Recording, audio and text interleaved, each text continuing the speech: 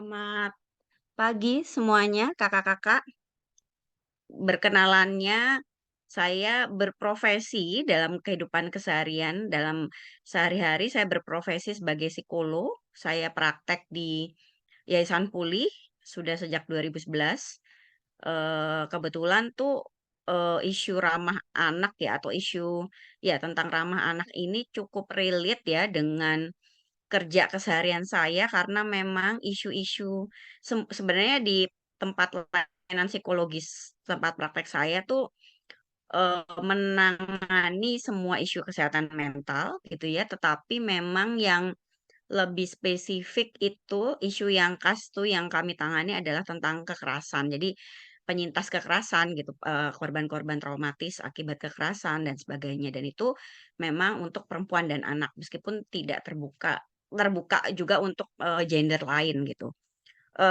Jadi saya senang sekali bisa menjadi bagian gitu dalam series ini, series yang melengkapi tadi kalau kata Kak Hendra, melengkapi tentang konsep ramah anak itu sendiri gitu ya. Jadi di bagian terakhir ini kita akan sama-sama belajar mengenai, konseling gitu ya, tentang konselor, peran pelayan anak sebagai konselor anak. Karena memang ternyata gitu ya, pelayan anak tuh juga mungkin loh gitu ya untuk punya peranan sebagai konselor anak gitu.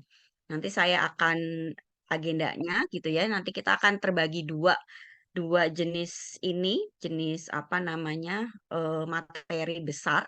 Jadi yang pertama tuh tentang kenapa sih gitu ya, kita perlu punya berperan gitu ya sebagai pelayan anak perlu punya peranan untuk menjadi konselor anak gitu ya. Terus kemudian, apa namanya, bagaimana konseling atau konselor itu sendiri itu seperti apa, terus kontribusi kita tuh sebenarnya bisa seperti apa gitu ya. Nah kemudian yang berikut, yang materi besar bagian keduanya nanti mungkin, di term keduanya itu akan belajar mengenai langkah-langkah praktis bagaimana mendampingi anak dalam pergumulan. Jadi meskipun, apa namanya, ya teman-teman di sini mungkin memang belum ini konselor sebagai konselor gitu ya, tetapi paling tidak, ada gitu ya bekal gitu ya, modal untuk pendampingan, bagi anak-anak gitu ya, terutama anak-anak yang tadi kalau kata Kak Hendra bilang dalam pergumulan gitu. Karena memang, apa namanya, anak-anak pun tidak terlepas dari masalah-masalah kesehatan mental gitu ya. Jadi bukan kita pikir anak-anak apa namanya, masa iya sih gitu ya anak-anak, bisa mengalami situasi-situasi, apa namanya, isu-isu kesehatan mental, tapi kenyataannya iya betul gitu dan itu ada terjadi di sekitar kita dan barangkali juga mungkin salah satu anak klien kita gitu ya yang mungkin punya isu, atau pergumulan-pergumulan yang sampai mempengaruhi kesehatan kondisi psikologis atau kesehatan mentalnya. Jadi kita akan belajar bersama-sama gitu ya. Jadi saya pun dalam setiap kesempatan berbagi ini biasanya senang ya karena saya sangat senang gitu ya untuk, eee, apa namanya, punya kesempatan kayak gini karena saya juga bisa belajar banyak dari kakak-kakak gitu, dari pengalaman kakak-kakak, yang apa namanya, yang juga sudah mendampingi anak-anak gitu sejak lama gitu barangkali atau mungkin baru mulai dan sebagainya. Jadi agendanya nih seperti tadi yang saya sampaikan, jadi peran pelayan, terus konselor sebagai apa namanya,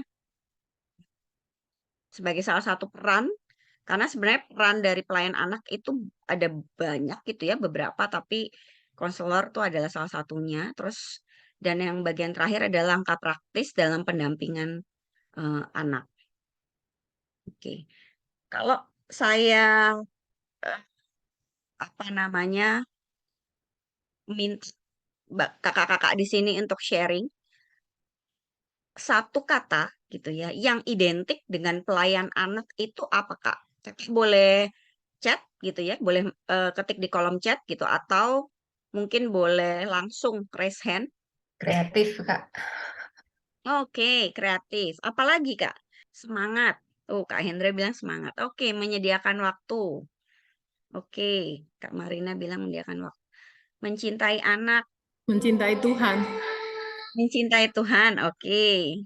Kalau saya tuh pelayan anak yang terpikir pertama tuh guru gitu ya. Karena kan ngajar gitu kan. Oke, beragam ya. Yang menarik apa guru ya. Terus mencintai anak, terus menyediakan waktu. Nah, ini menarik banget sih ya. Eh, Ungkapan gitu ya, menyediakan waktu tuh menjadi buat saya juga ya, buat saya itu cukup bermakna gitu ya. Karena betul banget ya, apa namanya? Itu tuh seolah memang ketika kita memilih gitu ya, sebenarnya sih semua ya, semua area pelayanan gitu. Tetapi ketika kita bicara tentang peran kita sebagai pelayan anak gitu, menyediakan waktu itu menggambarkan atau identik atau relate dengan, sebenarnya sebuah komitmen gitu ya. Terbayang gitu ya bahwa kalau sekolah minggunya sendiri kan setiap minggu gitu ya, kita perlu menyediakan waktu kita, nggak hanya mungkin di saat waktu mengajar, tapi setelahnya juga kita biasanya kan berinteraksi dengan anak-anak gitu. Tetapi di dalam keseharian pun gitu ya, terkadang kita tidak terlepas gitu dari, memang kita menyediakan waktu buat mereka ya untuk, memperhatikan gitu ya, untuk peduli, untuk mengikuti perkembangan dan sebagainya. Jadi memang menurut saya sih luar biasa banget ya, peran pelayan anak ini gitu. Nah, saya lanjut lagi. Nah, peran pelayan anak ini memang ini ya, punya peranan pastoral. Jadi, fungsi pendampingan pastoral untuk memelihara, mengasuh, nurturing gitu ya, memampukan anak untuk mengembangkan potensi-potensi yang diberikan Allah kepada mereka. Kemudian juga suatu panggilan yang harus dilakukan oleh setiap orang yang telah merespon panggilan Allah.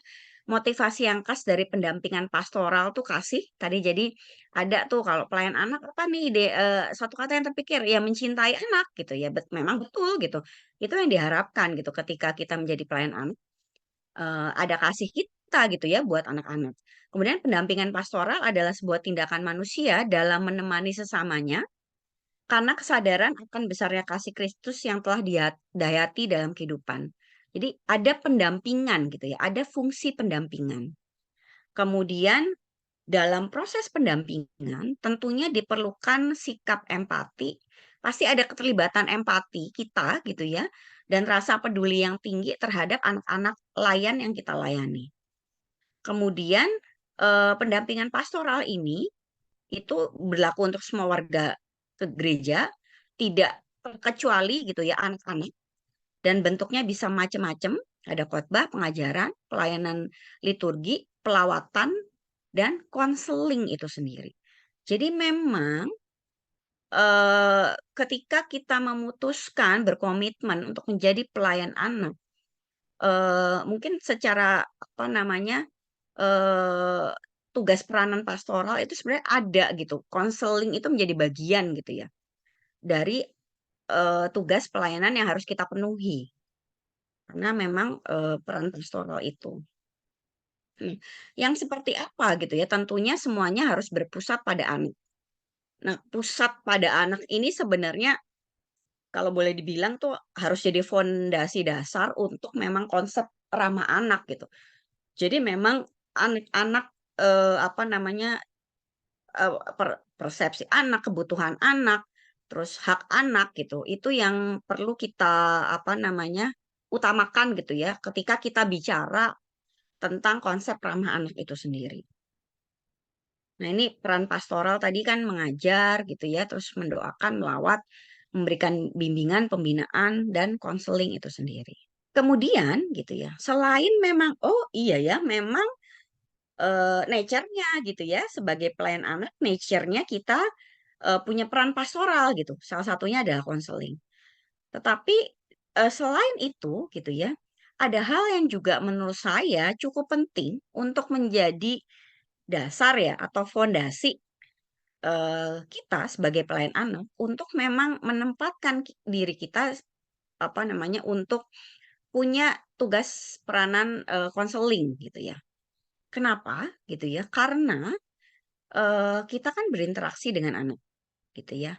Kita berhubungan dengan anak-anak.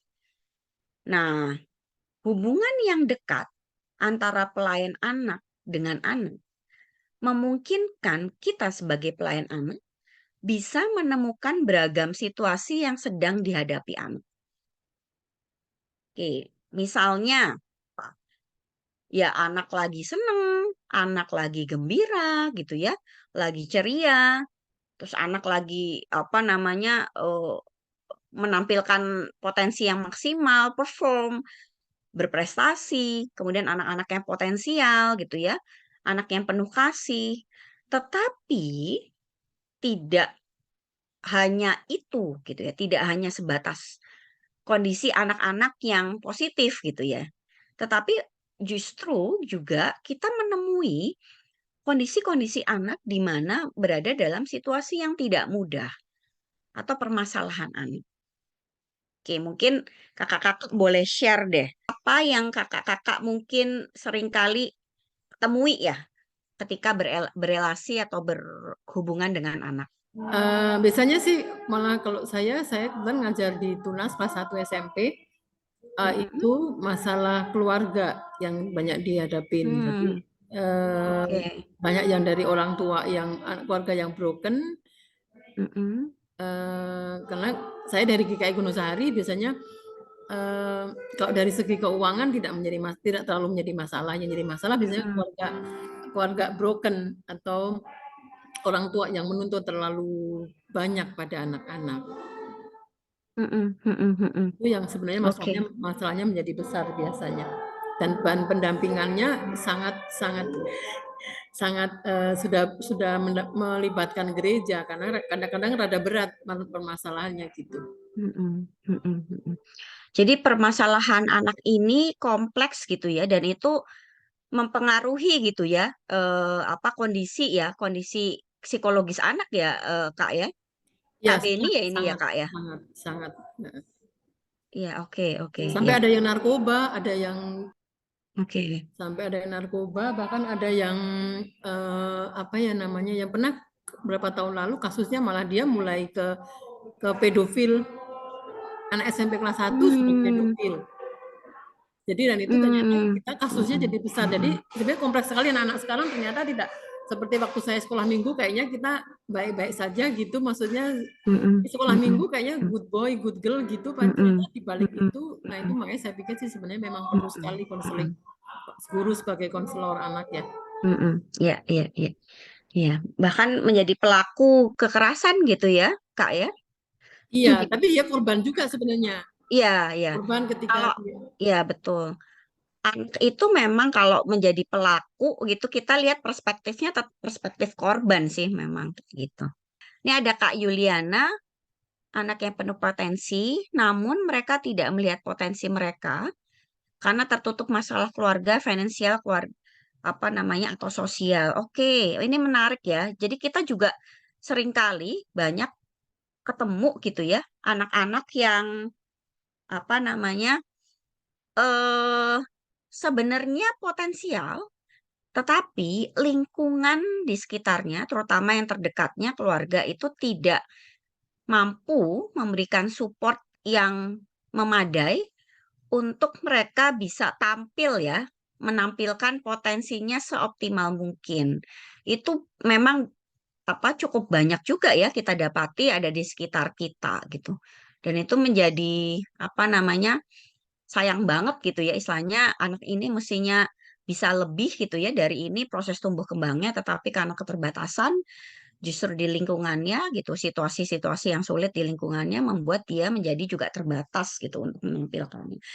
Dan itu tuh kalau bisa dibilang gitu ya,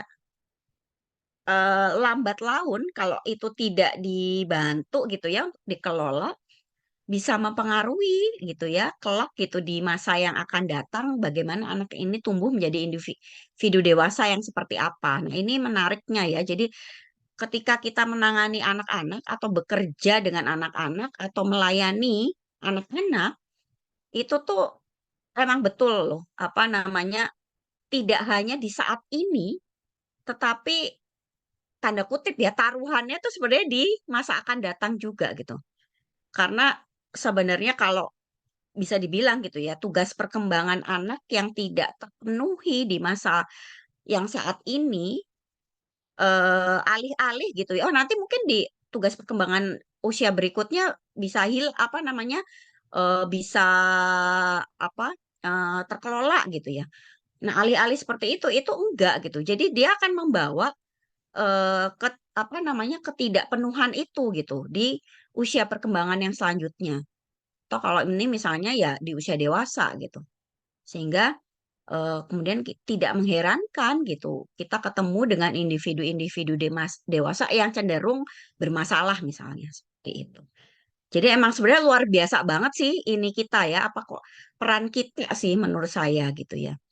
Kita juga akan bahas juga sih gitu bahwa ada yang memang merupakan masalah yang memang cukup serius gitu ya. Ada yang memang ini serius gitu ya, tetapi sebenarnya ini common problem gitu ya. Bahkan mungkin common problem di usia perkembangan. Tadi kalau kakak bilang prarem, oh iya kayaknya nih prarem itu usia-usia di mana anak-anak tuh udah apa ya rasa malu ya, istilahnya rasa malunya, rasa karena kan mereka tuh menjadi ya masuk di usia remaja itu kan menjadi cukup peduli atau peka, sensitif sama penilaian lingkungan dan sebagainya sehingga biasanya cenderung gitu mereka menunjukkan perilaku-perilaku misalnya yang menarik diri dan sebagainya. Jadi ini menarik sih kita memang nanti memang ini perlu sebagai konselor anak gitu nantinya ya kita perlu mendalami juga tentang ilmu perkembangan psikologi anak gitu usia perkembangan kita jadi tahu gitu ya karakteristik oh ini something yang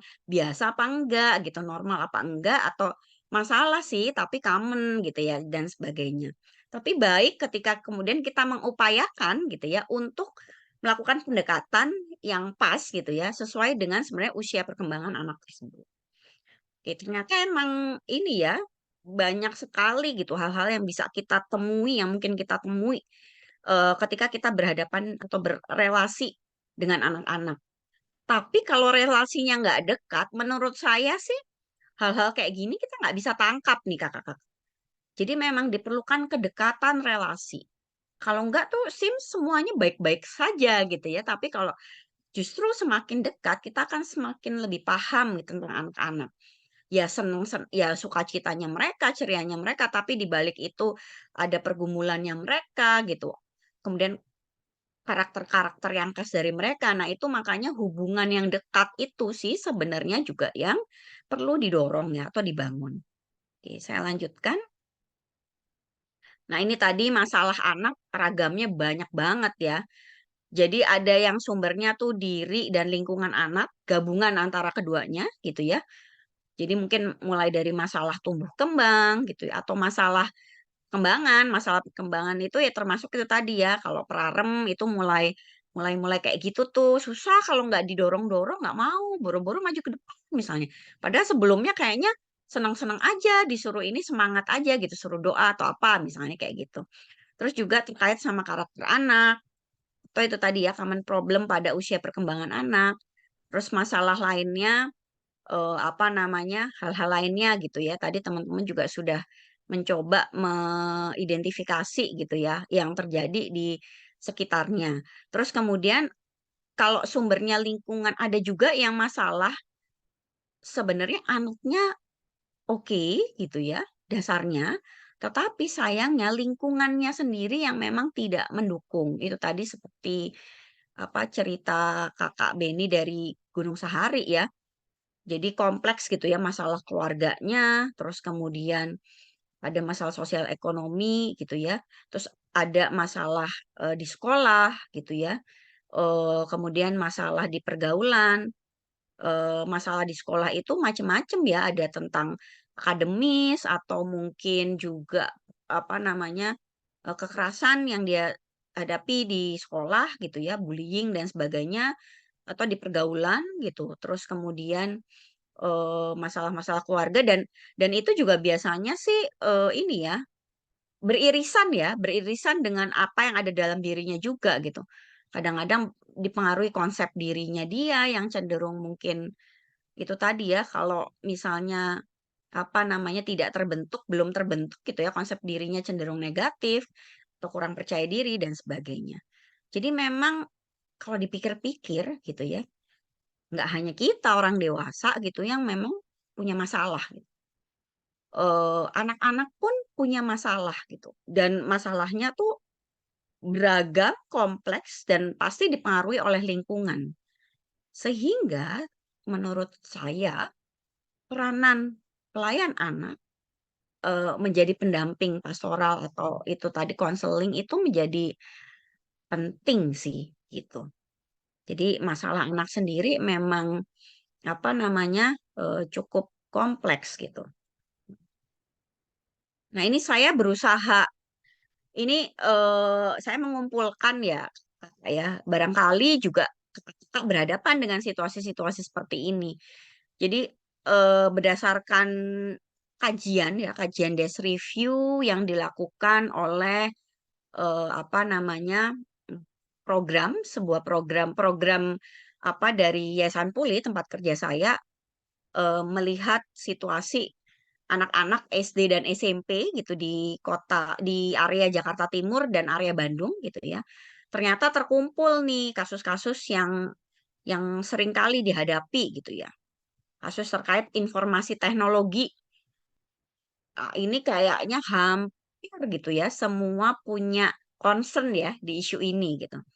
Jadi berkaitan dengan penggunaan gawai internet di kalangan anak dan remaja, bisa kita bilang apa adiksi gawai, kecanduan permainan daring, kecanduan internet, kemudian terpapar berita bohong atau hoax gitu ya, konten pornografi, konten kekerasan, atau bahkan terkadang mereka udah mulai ikutan komen-komen media sosial yang sebenarnya nggak ada manfaatnya buat mereka gitu. Terus malah menjadi apa ya, berkontribusi ya apa namanya melakukan kekerasan gitu ya meskipun kalau kita bicara anak dan remaja perspektifnya mereka tuh korban gitu. Jadi melakukan kekerasan verbal gitu ya di media sosial gitu dan sebagainya. Jadi ini yang cukup tinggi juga gitu ini kita dapati gitu dari survei yang kita lakukan. Terus kemudian tindak kekerasan, sejumlah perilaku kekerasan yang dialami oleh anak dan remaja. Jadi mereka menjadi korban gitu ya, terutama dalam lingkungan sekolah, pergaulan, komunitas. Tindakan kekerasan itu bisa kekerasan verbal, ejekan makian, kekerasan secara fisik, pemukulan, perilaku perundungan dalam berbagai bentuk. Kemudian dalam proses belajar mengajar, perilaku yang berkaitan dengan situasi dan kondisi belajar mengajar. Ini masalah-masalahnya nih ya nyontek, bolos, melanggar aturan, nggak disiplin, stres akademik, tuntutan akademik gitu ya, kesulitan dalam memahami pelajaran, terus kemudian dalam pergaulan, berkaitan dengan relasi antara sesama teman, baik di sekolah maupun di rumah, misalnya konflik atau permusuhan dengan teman lain karena berbagai alasan, persaingan dengan teman lain. Nah ini remaja nih, biasanya isu di remaja, antara ini masalah dan common masalah gitu. Jadi masalah yang wajar sebenarnya ditemui di remaja secara akademis maupun non akademis. Prarem itu kalau secara usia perkembangan itu masuk di remaja ya, ya. Jadi remaja itu usianya antara 12 sampai 20 tahun. Tetapi sekarang kita bisa tarik lebih awal karena apa namanya, kematangan seksualnya mereka tuh rupanya lebih cepat gitu. Jadi kayak apa, yang anak-anak perempuan menstruasi, di usia yang mungkin muda, relatif lebih muda, jadi 10 tahun. Sehingga kita kadang-kadang menaruh gitu ya, meletakkan usia 10 tahun ke atas tuh udah masuk di bagian remaja itu sendiri gitu. Kemudian persaingan dengan teman lain, baik secara akademis maupun non-akademis, tidak populer, dan menarik diri dari lingkungan pertemanan. Jadi ada yang cenderung seperti ini gitu. Kemudian kondisi ekonomi keluarga juga menjadi salah satu isu yang dihadapi remaja, terutama pasca pandemi, saat pandemi dan pasca pandemi gitu ya. Saya nggak tahu di Indonesia ini udah lewat pandemi belum sih? Belum, istilahnya belum diganti sih, tapi menurut saya sih udah memasuki awal pasca pandemi sih ini. Dan itu ada kondisi-kondisi situasi sosial ekonomi yang berbeda gitu ya, yang bergeser sehingga mempengaruhi juga gitu. Misalnya keterbatasan pemenuhan kebutuhan hidup, kesulitan membayar biaya pendidikan, dan sebagainya. Nah, ini juga nih menjadi isu yang penting nih, yang sering banget nih kita temui dalam keseharian. Kadang-kadang kalau di kelas saya tuh apa namanya sekolah ini saya ini kelas besar kan. Kelas besar tuh kan usia apa kelas 4 5 6 SD. Jadi kalau ada bagian sharing gitu suka ada bagian sharing di awal mereka tuh banyak banget gitu yang cerita gitu tentang iya dimarahin mama nih gitu. Iya kesel lagi kesel sama mama papa gitu dan sebagainya gitu. Ya mama papa marah-marah terus gitu misalnya. Jadi hubungan antara anak dan remaja dengan orang tua atau pengasuhnya tuh jadi salah satu situasi kondisi yang dihadapi, kondisi sulit yang dihadapi oleh anak dan remaja.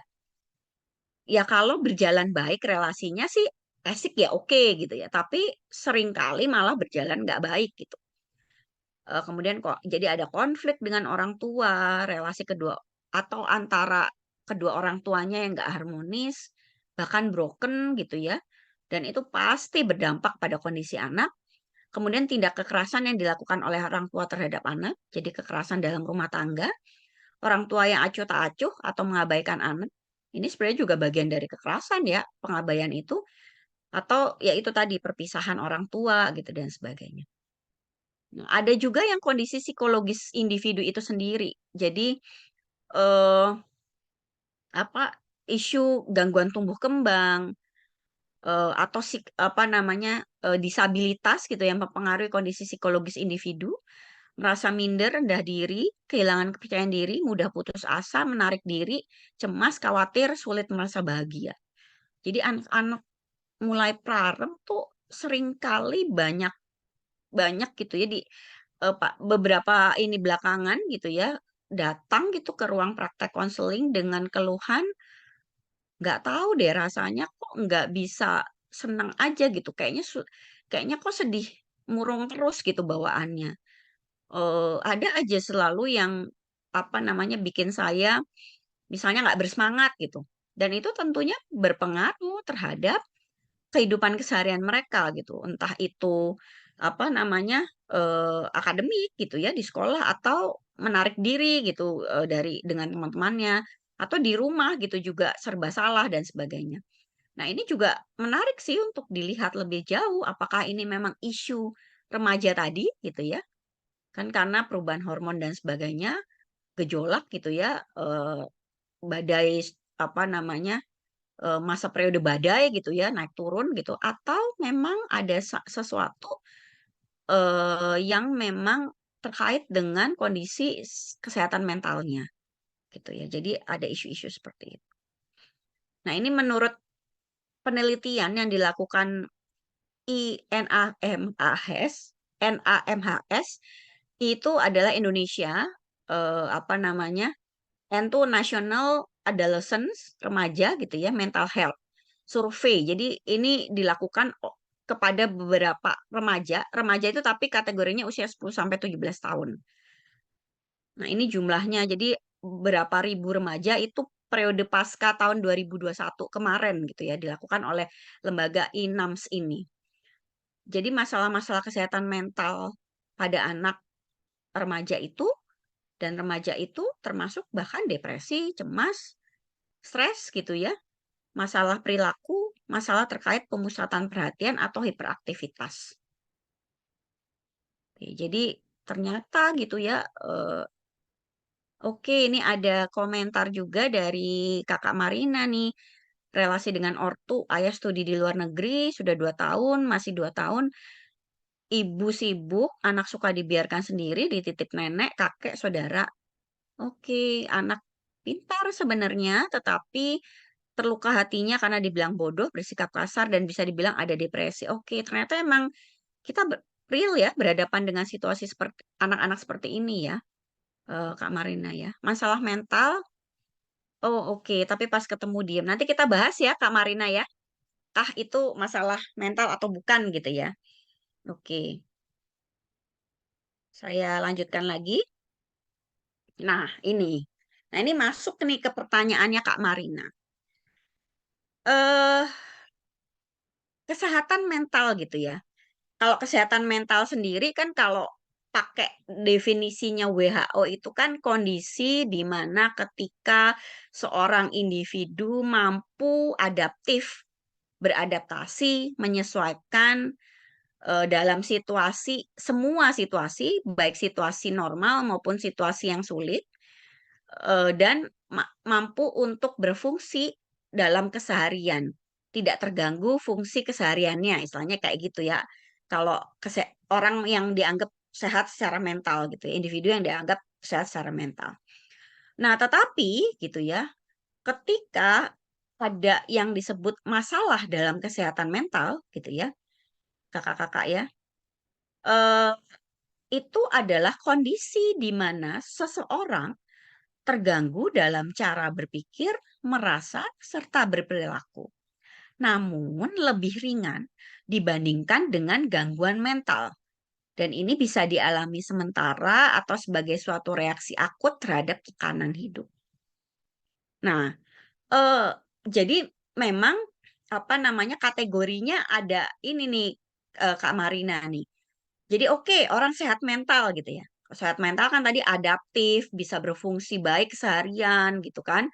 Nah, tetapi ada yang memang punya masalah kesehatan mental. Nah, tadi kalau ceritanya Kak Marina gitu ya, kita lihat ya, kita cek ya. Kita coba lihat. Anak pinter tapi terluka hatinya, sebenarnya kan ada gangguan ya dalam berpikir merasanya gitu ya, karena terluka, ada luka. Terus karena dibilang bodoh gitu ya. Kemudian ada apa namanya terganggu dalam cara berperilakunya karena menjadi kasar gitu ya. Saya nggak tahu nih kalau depresi ini mesti memang diperiksa benar nih oleh ahli profesi apa yang profesional gitu, entah psikolog atau psikiater untuk kita bisa mendiagnosa bahwa orang ini depresi atau tidak gitu ya, anak ini depresi atau tidak. Tetapi terlepas dari itu, ketika ada terluka hati, dibilang bodoh, kemudian sikap yang kasar, itu kan artinya ini ya, apa namanya, terganggu cara berperilakunya gitu ya, itu sudah dianggap sebagai sebuah masalah kesehatan mental. Nah, apakah itu serius atau tidak? Nah, itu kita lihat nih, apakah itu sudah gangguan mental belum ya? Nah, kalau gangguan mental itu, orang yang mengalami gangguan pikir, perilaku, dan perasaan yang bermanifestasi sebagai beberapa gejala dan atau perubahan perilaku yang signifikan dan yang dapat menyebabkan penderitaan dan hambatan dalam menjalankan fungsi sebagai manusia. Nah, kalau dari cerita kakak nih, dia masih kok apa namanya beraktivitas keseharian secara normal misalnya. Terus di medsos juga aktif gitu ya. Ya terlepas dari, oh itu kan medsos atau ini kadang-kadang anak sekarang tuh memang lebih terampil ya, apa namanya, secara sosial di medsos, karena ya itu tadi kan, medianya itu, yang dipakai tuh kebanyakan di medsos ya. Kalau kita zaman dulu kan, nggak ada medsos, ya kalau kita mau bicara tentang keterampilan sosial kan kita harus memang berelasi konkret, berelasi real kan dengan apa namanya, orang-orang gitu ya, yang memang secara real gitu kan di lingkungan kita gitu. Tapi kalau anak sekarang sih memang kebanyakan lebih terampil secara sosial di media sosial gitu ya, secara virtual gitu, karena ya memang kondisi situasi ya seperti itu. Meskipun kita perlu balancing ya, perlu imbangkan dengan itu tadi ya, apa namanya, sosial realnya gitu, yang memang sosial kesehariannya yang memang konkret real gitu, situasi sosial real gitu. Nah, tapi terlepas ini tampak-tampaknya nih murid, apa, atau anak klien dari Kak Marina ini memang masuk kategori di masalah kesehatan mental, tetapi belum gangguan mental. Ini contoh ya. Nih terima kasih nih Kak Marina ya, karena saya bisa dapat contoh nih jadinya ya untuk bisa menjelaskan ya mengenai masalah kesehatan mental dan gangguan mental ini sendiri. Tetapi persoalannya adalah pun ketika dia memang masih di masalah kesehatan mental, itu tuh sifatnya gradual. Jadi kalau kita bicara tentang kesehatan mental tuh sifatnya bertingkat, bertahap, apa namanya, ya sedikit demi sedikit gitu. Artinya apa? Artinya kalau tidak ditangani, tidak dikelola, bisa jadi itu akan pindah gitu, bergeser menjadi gangguan mental. Jadi ini juga menjadi penting mengapa iya mau nggak mau kita ambil bagian ya untuk merawat atau menjaga kesehatan mental anak-anak klien kita. Karena memang begitu ya sifatnya kesehatan mental. Tidak ada yang langsung gitu ya serius kondisinya. Kecuali dia mengalami peristiwa traumatis yang memang kalau peristiwa traumatis kan sifatnya tiba-tiba gitu ya. Apa namanya, tiba-tiba tidak disangka-sangka gitu ya. Itu bisa memang, apa, terini gangguan mental yang cukup serius gitu ya. Tetapi terlepas dari itu, kalau yang keseharian ini, itu sifatnya tuh bertahap, dikit-dikit. Jadi kalau misalnya, apa, tidak dikelola, tidak diatasi, akan bisa, menjadi gangguan mental yang lebih serius. Nah, itulah mengapa gitu peran kita menjadi penting, gitu. Peran lingkungan, peran orang dewasa, ya terutama apalagi kita sebagai pelayan anak. Nah ini ya istilah-istilah ininya aja, ini tadi ini ya apa, spektrumnya tadi ya, jadi antara masalah kesehatan mental dengan gangguan kesehatan mental. Jadi kalau depresi, ya itu masih masalah kesehatan mental. Tapi gangguan depresi mayor, ya ini kalau ini udah ranahnya profesional nih gitu ya, yang ya kita nggak perlu tahu-tahu banget sih, maksudnya kita perlu tahu aja, tetapi apa sih itu ya? Boleh kalau mau dipelajari, tetapi sepertinya sih itu memang kan itu ranahnya profesional itu tadi ya, psikolog dan psikiater gitu ya.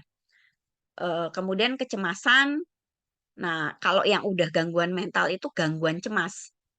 Jadi kecemasan, cemas kan normal, karena setiap orang pasti mungkin banget merasa cemas gitu ya. Nah, tetapi kalau misalnya berlebih, oke kita bilang kecemasan.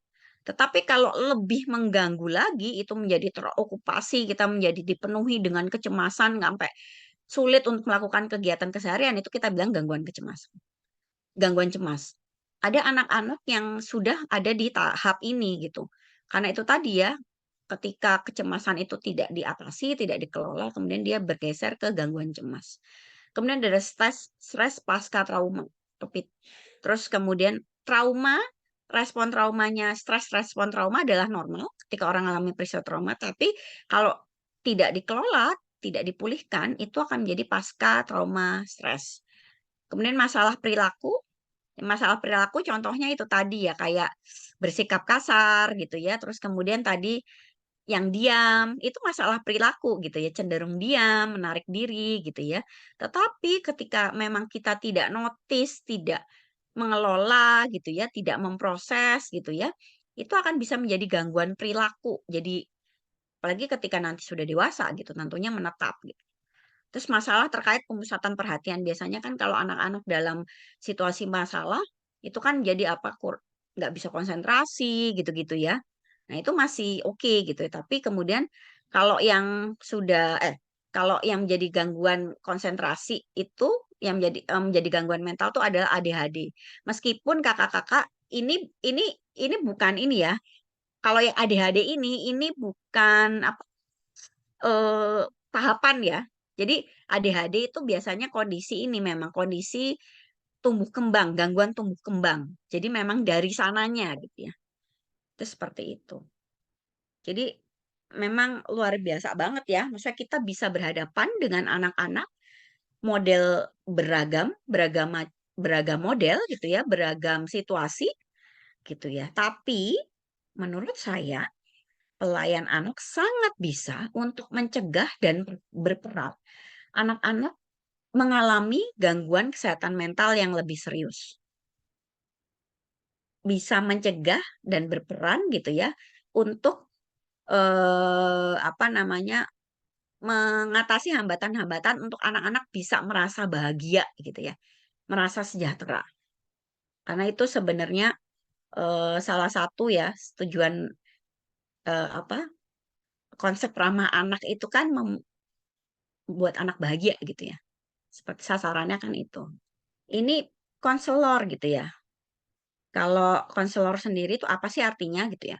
Konselor itu adalah individu yang secara profesional dilatih dalam bidang konseling, psikologi, atau pekerjaan sosial, atau perawatan gitu ya. Yang kemudian bisa terspesialisasi gitu ya, mungkin di salah satu area konseling seperti konseling kerja, konseling rehabilitasi, konseling edukasi, atau konseling psikologis gitu ya, atau konseling ada juga yang lebih spesifik, konseling memang khusus untuk penanganan ketergantungan obat-obatan misalnya, kemudian pernikahan, terus hubungan, kemudian atau konseling keluarga. Nah, konseling ini memang kita bilang adalah sesuatu hal yang profesional gitu ya. Karena emang dilatih, dididik ya dalam bidang ilmu ini gitu, konselor ini.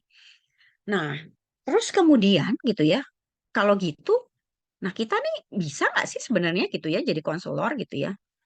Eh, karena konselor yang melakukan konseling klinis itu sendiri kan artinya suatu proses percakapan di mana seseorang mendapat penguatan berupa dukungan informasi, keterampilan diri untuk bantu mengatasi masalah. Sehingga dia bisa berfungsi dengan baik, dengan belajar untuk mengatasi kesulitan dan memecahkan masalahnya secara efektif. Jadi ini arti dari konseling. Oke, sepertinya sih bisa gitu ya kita memang ini. Tetapi tadi kok di bagian tadi arti konseling itu kan secara profesional. Nah, bagaimana peran kita gitu ya, kakak-kakak? Nah, ini kalau saya saya akan mengenalkan kakak-kakak, mungkin tapi ada kakak-kakak yang sudah pernah tahu konsep ini gitu ya. Jadi kita bilangnya piramida dukungan kesehatan jiwa dan psikososial gitu ya, kesehatan mental dan psikososial. Jadi ada lapisan-lapisan gitu ya, itu bentuknya segitiga, paradigma segitiga, terus kita tuh berlapis-lapis gitu, ada lapisan. Nah, lapisan paling bawah itu non profesional. Saya bukan sebagai psikolog gitu, tapi sebagai orang tua gitu ya misalnya. Kemudian sebagai pelayan anak itu bisa masuk di layer profesional, non profesional. Nah, kakak-kakak juga gitu tuh. Mungkin masih masuk di sini dulu gitu ya. Nah, kalau di non profesional memang perannya cenderungnya hanya bisa preventif gitu ya. Karena kan belum bisa nih melakukan konseling nih gitu ya. Nah, tetapi ada di lapisan berikutnya itu namanya para profesional. Nah, menurut saya perannya kita tuh ya ini, jadi para profesional konseling. Karena kita bukan sepenuhnya saya saya se- non ketika saya melepaskan ininya psikolog saya gitu ya, istilahnya sebagai pelayan anak gitu. Ya saya para profesional konseling gitu ya misalnya. Kakak-kakak mungkin kakak-kakak bisa nih eh, ketika kemudian mengikuti pelatihan, belajar mengenai konseling gitu-gitu ya. Itu bisa punya peranan sebagai para profesional konseling dan di sini peran pendampingan sudah mulai bisa dilakukan. Jadi konseling, pendampingan gitu ya atau pelawatan gitu. Nah, kemudian yang lebih ini lagi layer yang di atasnya lagi itu adalah profesional. Nah, ini udah intervensi karena memang ini butuh tenaga profesional, psikolog, psikiater gitu ya untuk memang melakukan pemulihan gitu ya. Kemudian penyembuhan gitu, pemulihan, terus kemudian terapi dan lain sebagainya. Jadi kita bisa masuk ke para profesional itu. Artinya kita perlu paham ya, maksudnya kita bisa di situ, tapi kita masih punya keterbatasan sehingga ketika ada isu-isu kesehatan mental yang sifatnya gangguan mental, itu emang kita harus naikin ke atas gitu. Kita perlu merujuk istilahnya gitu dengan tenaga profesional. Karena apa ya memang kan batasan keahlian kita gitu ya yang membuat kita memang bisanya untuk penanganannya ya sebatas itu gitu ya. Tidak gangguan mental. Nah, ini istilahnya ya, jadi non profesional, upaya preventif aja bisanya. Terus yang kedua, para profesional ini bisa lanjut ke bisa di konseling gitu karena kan sudah dilatih gitu ya. Eh, terus kemudian ini juga bisa preventif gitu ya, preventif untuk kesehatan mental yang lebih serius. Jadi meskipun kita di layer 2 para profesional gitu ya, kakak-kakak ketika nanti ikut pelatihan tentang konseling secara lanjutan dan sebagainya, pelatihan lanjutannya, kakak-kakak udah bisa di para profesional, tapi kok saya masih di layer 2? Maksudnya nggak ini juga ya, nggak mengurangi makna menurut saya. Karena kita bisa punya peranan untuk mencegah eh, klien kita, misalnya yang punya masalah, ke layer yang berikut gitu untuk mendapat apa namanya mencegah tuh dalam artian supaya tidak muncul gangguan psikologis yang lebih serius gitu. Nah, kalau udah gangguan psikologis yang lebih serius kan akan naik ke profesional, harus dirujuk gitu tentunya. Nah, kita nih bisa membantu secara optimal untuk tidak sampai ke proses rujukan itu tadi. Kenapa? Karena tenaga profesional sendiri itu masih belum banyak. Ini makanya mengerucut gitu ya. Karena emang belum banyak jumlahnya, aksesnya pun juga nggak mudah, kemudian juga belum lagi biayanya juga tidak sedikit gitu. Sehingga sangatlah baik ketika kita mengambil peranan di tingkatan yang sebelumnya gitu, di layer sebelumnya, di komunitas gitu ya sebagai pelayan anak itu. Kita bisa mendampingi gitu ya. Oke, nah ini para profesional itu ya menjadi para profesional. Jadi konselor latar belakangnya tapi bukan jurusan bimbingan konseling. Kalau konselor yang latar belakangnya bimbingan konseling itu adalah profesional gitu ya. Jadi selain psikolog, psikiater juga ada konselor yang memang sekolah khusus gitu bimbingan dan konseling. Tapi sebagai para profesional kita tuh punya modal karena sudah mengikuti pelatihan lanjutan gitu ya, lebih mendalam lagi tentang konseling. Nah, ini kategori ketiga. Nah, ini itu tadi apa namanya? Piramida-piramida tadi gitu ya. Jadi memang di yang dasar itu adalah orang-orang terdekat ya dari anak-anak lah kalau kita bicara anak layan ya. Itu bisa terpenuhi kebutuhan dasar, rasa aman. Terus berikut tuh dukungan keluarga dan komunitas gereja, termasuk gereja. Dengan konsep ramah anak, menurut saya tuh bisa sangat mendukung gitu ya. Apa namanya anak-anak, tumbuh kembang anak-anak. Terus baru layanan terfokus non spesialis. Nah, ini bisa ini para profesional itu sendiri itu tadi. Kita ketika sudah dilatih gitu ya, terus kemudian layanan spesialis. Jadi kita bisa ambil peran sebenarnya di 1, 2, 3 gitu. Nah, kalau apa namanya kalau yang di layanan spesialis itu adalah para profesi, para ahli. Yang psikiater, psikolog, konselor jiwa khusus gitu dan sebagainya. Kalau ada pertanyaan silahkan ya kakak-kakak. Saya mau bertanya, ya kalau tadi kan ada level non profesional, para profesional dan profesional gitu ya di dalam konseling ini, dan guru masuk ke dalam yang non profesional gitu ya, termasuk saya pikir termasuk guru sekolah minggu juga gitu ya. Nah, tapi kan kita dihadapkan memang pada ada mungkin ada anak yang akan cerita ke kita atau kita melihat kondisi anak, kita akan melakukan konseling kepada dia gitu kan. Nah di dalam ditarap di role non profesional ini, kira-kira kemampuan minimum apa yang harus dimiliki oleh guru supaya bisa kita membantu kita untuk bisa mungkin tidak sebaik atau sebagus para profesional, tapi apakah ada minimum requirement buat guru sekolah minggu supaya kita bisa membantu anak dalam proses konseling tersebut. Itu aja. Iya. Oke, Kak Eko. Ini nanti mungkin ada di term kedua nih, Kak. Kita akan bahas di term kedua ya tentang hal itu. Oke, terima kasih sudah ditanyakan. Nanti sama-sama kita masuk ke term kedua. Nah, sekarang mungkin kalau yang masih ada pertanyaan silahkan. Kemudian ini saya minta kakak-kakak untuk mengisi di link yang sudah saya copy di chat. Silahkan. Boleh diisi terlebih dahulu. Ini sambil ada pertanyaan dari Kak Budi, GKI Taman Cibunut, Bandung. Adakah buku-buku yang bisa disarankan untuk dipelajari berkaitan dengan psikologi perkembangan dan teknik konseling? Ada banget, Kak.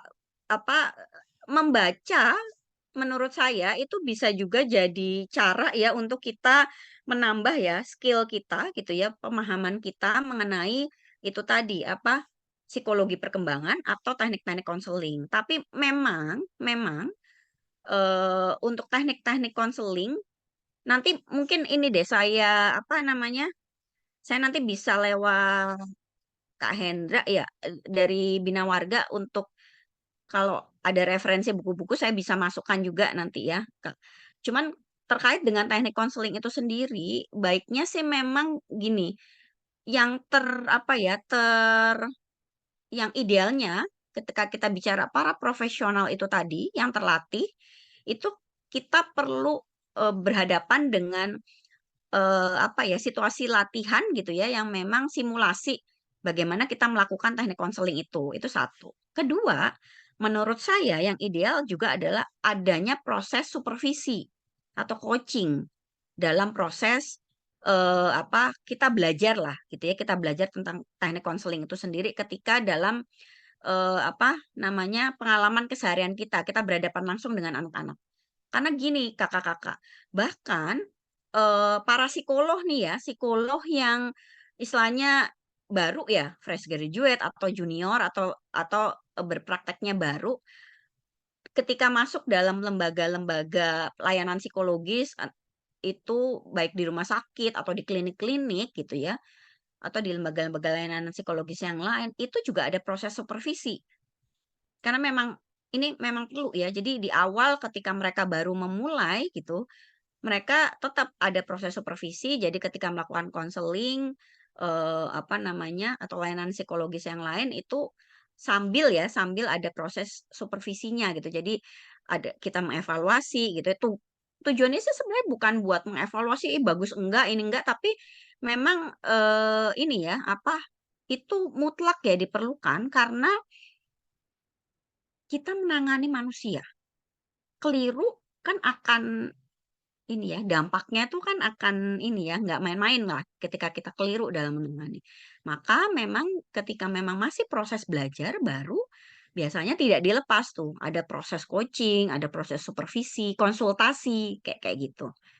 Itu bahkan psikolog, psikiater pun juga gitu, apa namanya, ketika mulai berpraktek di awal-awal akan ada itu, masih ada proses supervisi lah istilahnya gitu. Ketika dirasa sudah siap gitu ya, mungkin udah satu 2 kasus ditangani dan oke, udah belajar ininya, terus ini bisa dilepas gitu. Tapi meskipun demikian tetap gitu ya, sangat memungkinkan terbuka untuk ini konsultasi itu tadi ya, dengan sejawat lah istilahnya gitu.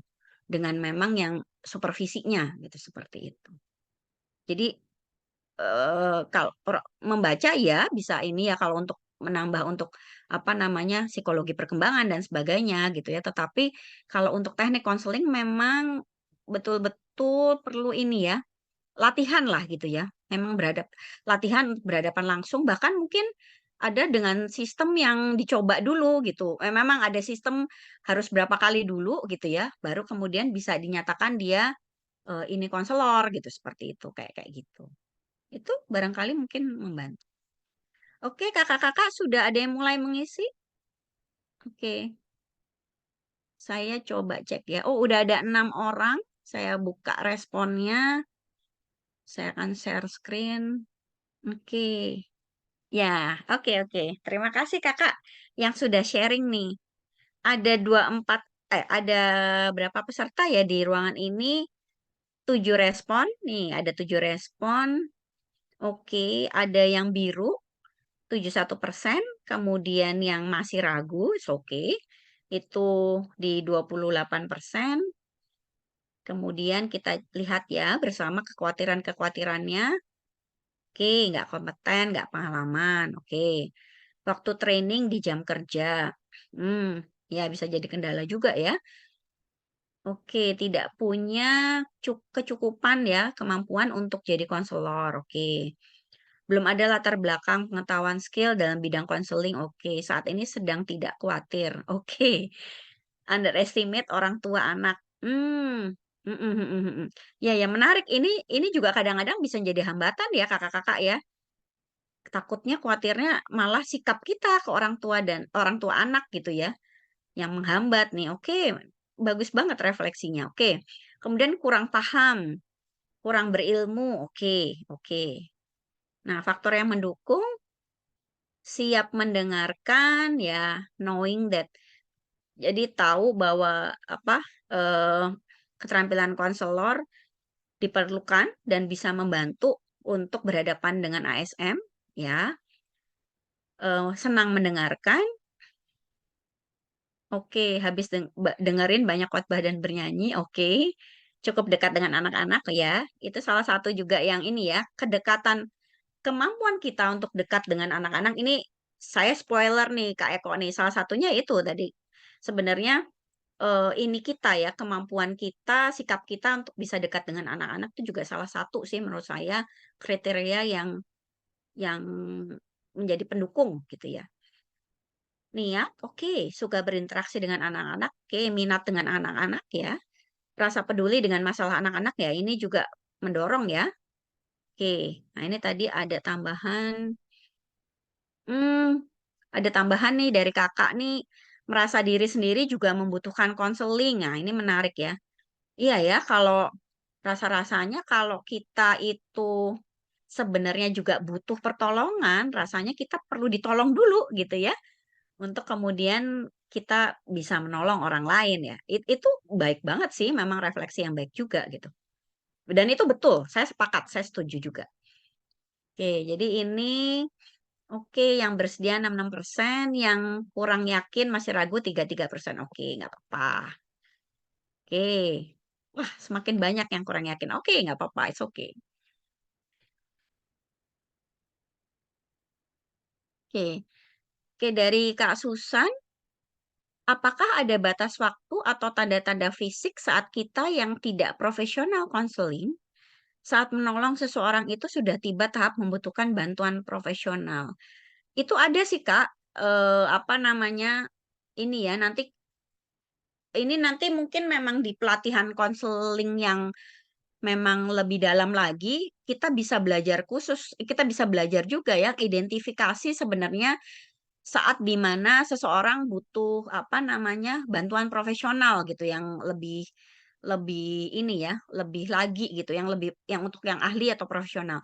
Tetapi sebenarnya tadi dari antara itu ya masalah kesehatan mental dengan gangguan kesehatan mental tadi itu kalau kakak ingat tadi yang spektrumnya atau apa ya ininya eh, garisnya gitu ya garisnya yang semakin ke sini kan kalau gangguan kesehatan mental, nah itu ketika indikasinya sih sebenarnya anak ini atau individu sudah apa namanya mengalami gangguan dalam aktivitas keseharian. Misalnya, ih jadi nggak mau sekolah misalnya, atau kok apa namanya menurun prestasi belajarnya banget gitu ya. eh Apa namanya? Atau misalnya menarik diri. Atau kalau anak-anak remaja nih sekarang bahkan yang lebih kecil udah juga memilih cara coping yang keliru sih menurut saya jadi melukai diri. Nggak tahu kakak-kakak pernah nggak dapet anak layan yang cenderung melukai diri gitu ya. Melukai diri itu nggak mesti itunya bunuh diri sih gitu tetapi kalau tahu kita tahu tuh paham dinamika anak-anak atau remaja yang memilih untuk melukai diri atau orang dewasa yang melukai diri itu karena saking tidak enaknya perasaan atau emosinya, pokoknya nggak karu-karuan banget gitu ya, terus sakit hati banget lah rasanya atau ini banget, dia tuh kayak mau memindahkan rasa sakitnya itu ke rasa sakit fisik yang kentara, maka dia memilih eh, melukai diri itu. Sebenarnya sih seperti itu reasonnya mereka yang cenderung untuk melukai diri. Jadi karena gini, mereka akan berhenti untuk melukai diri kan ketika memang rasa sakitnya udah ini banget, terus mengalahkan perasaannya, rasa sakit perasaannya gitu. Jadi itu dinamika anak-anak atau remaja yang melukai diri. Jadi tidak selalu ini ke nanti kalau udah melukai diri bunuh diri gitu. Ya meskipun mungkin juga gitu ya arahnya bisa ke situ, tetapi biasanya sih tidak gitu. Beda itu sesuatu area yang beda gitu. Apa namanya ini. Tapi kayak kalau itu kondisi kemudian kondisinya kesehatan mentalnya menjadi serius, depresi banget, sangat putus asa dan sebagainya, tidak bersemangat dan sebagainya, yaitu arahnya bisa yang suicidal itu apa keinginan bunuh diri itu gitu, atau bahkan percobaan untuk bunuh diri dan sebagainya gitu. Bahan sharing ya nanti akan dibagikan Kak Suci. Jadi moga-moga menjawab ya Kak Susan ya. Jadi memang perlu latihan ya, perlu kepekaan sih sebenarnya, perlu kepekaan. Tetapi itu tadi patokannya sebenarnya.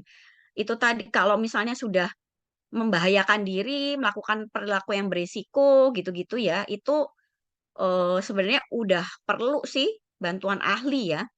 Atau mungkin aktivitas kesehariannya sudah terganggu gitu. Menurut saya itu perlu tuh kita rujuk ke ahlinya. Ini udah ada 12 respon. Oke, merasa diri. Oke,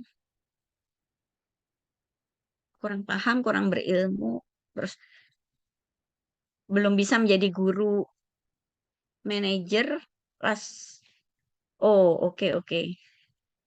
Terus setiap hari berinteraksi dengan anak-anak.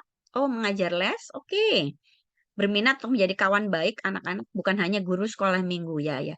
Itu juga menjadi dorongan ya, untuk memang kita mungkin siap gitu ya, ngerasa siap untuk jadi konselor anak. Oke, yang kurang mendukung atau bikin khawatir nggak ada background untuk jadi konselor, cara mengajar atau pendekatan dengan anak, butuh konseling juga buat diri sendiri, oke, betul. Kalau memang kita merasa masih perlu dibantu atau mungkin menyelesaikan ya dengan diri kita, it's okay. Apa namanya, emang saya sih sepakat ya, kita memang perlu ini dengan diri kita sendiri juga dulu gitu. Tidak ada background pendidikan dalam bidang psikologi, terutama psikolog anak, oke. Tapi ini bisa dipelajari mestinya. Training bentrok dengan jam kerja kantor, oke. Oke, saya tutup poolingnya ya, apa ininya ya. Terima kasih kakak-kakak sudah sharing tentang kekhawatiran dan faktor yang mendukung gitu ya. Jadi memang eh apa namanya, kekhawatiran-kekhawatiran itu bisa membuat kita ragu, betul gitu ya. Ketika kita memang mau bilang, saya tahu ini perlu memang gitu ya, peran konseling anak ketika berhadapan dengan anak lain. Tetapi saya sadar nih, saya punya kekhawatiran, yaitu tadi nggak berilmu, nggak punya wawasan psikologi anak, perkembangan anak gitu ya. Terus kemudian saya kayaknya perlu dibantu dulu nih gitu ya, untuk ditolong dulu diri saya sendiri dan sebagainya gitu. Tapi ternyata ada faktor-faktor pendukungnya juga gitu ya kakak-kakak.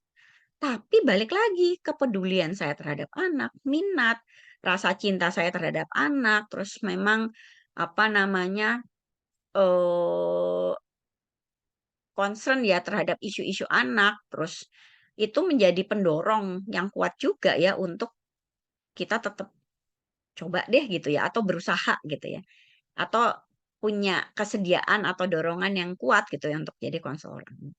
Oke, terima kasih sudah berbagi. Saya akan lanjut untuk sharing. Nah, tadi berangkat dari kekhawatiran nih Kak, gitu ya. Kekhawatiran kakak-kakak. Memang betul, menjadi konselor anak tuh ada yang harus dipersiapkan. Tuh, justru malah baik ya ketika kita masih punya rasa kekhawatiran, saya bisa nggak sih gitu? Saya mampu nggak gitu?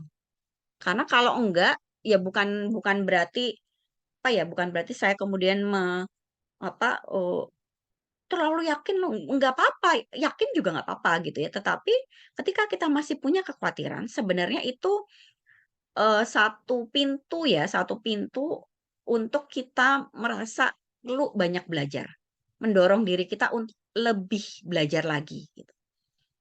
Jadi apa aja sih yang harus dipersiapkan? Tentunya kompetensi pengetahuan dasar ya tentang perkembangan anak. Kalau sekarang isu seksual dan gender itu kan juga cukup kuat.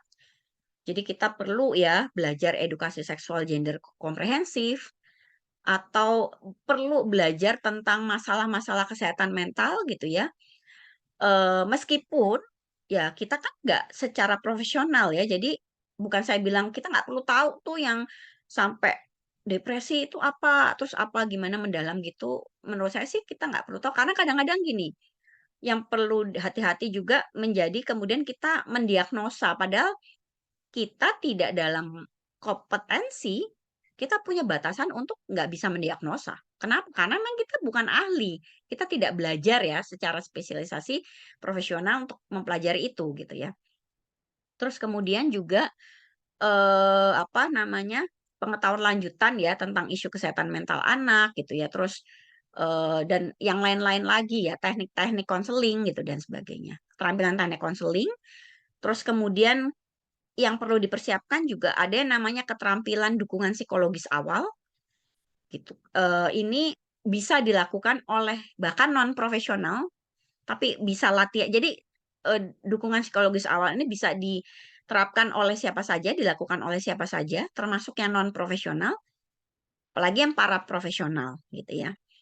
Terus kemudian, nah ini lewat pelatihan tentunya ya, membaca buku gitu ya, pengembangan diri istilahnya kayak gitu. Nah kemudian yang di bawahnya adalah, yang berikutnya adalah gitu yang perlu dipersiapkan adalah membentuk diri untuk pemenuhan kriteria karakteristik sebagai konselor. Seperti tadi Kak Eko tanya nih, apa sih sebenarnya kriteria dasarnya aja gitu. Oke, kemudian memahami bias pribadi. Apa itu bias? Nanti kita juga akan bahas sama-sama mengenai hal ini. Jadi ini hal yang harus dipersiapkan, yang perlu kita persiapkan memang. Dan sebenarnya masih dalam proses perjalanannya tuh kadang kita ketemu trial error juga gitu. Oh, ini ternyata saya belum ini nih di bagian ini gitu. Jadi memang saya harus mengembangkan diri lagi gitu dan sebagainya. Oke, saya lanjutkan. Nah, ini sampai di sini apakah kita mau istirahat dulu atau gimana ini Kak Kak Hendra atau Kak Suci ya? Kalau sesuai dengan rundown-nya sih kita sampai 10.25 Kak Ika. 5 Oh ya menit, berarti istirahat dulu. 5 menit kita break dulu, nanti Boleh silakan. setengah 11 mungkin teman-teman yang mau bertanya boleh nanti ditanyakan di session kedua kali ya. Jadi Boleh. kita sampai ke ya break dulu Ya. 5 menit, nanti kita Ya, kembali 10.30. Kayaknya minat untuk belajarnya banyak Kak Ika, jadi ya. saya juga rindu tapi ya pengen pasti kan ada trainingnya nanti karena kita belum tahu apa-apa ya, gimana menjadi konselor yang baik, apa yang perlu disiapkan. Jadi kita sekarang hanya kayaknya naluri atau apa ya gitu mendampingi anak itu kayaknya memang menjadi sebuah tidak bisa dipisahkan ketika menjadi guru sekolah minggu ya.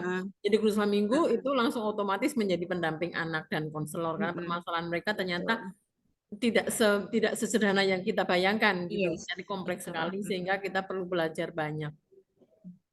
Iya, terima kasih Kak Ika.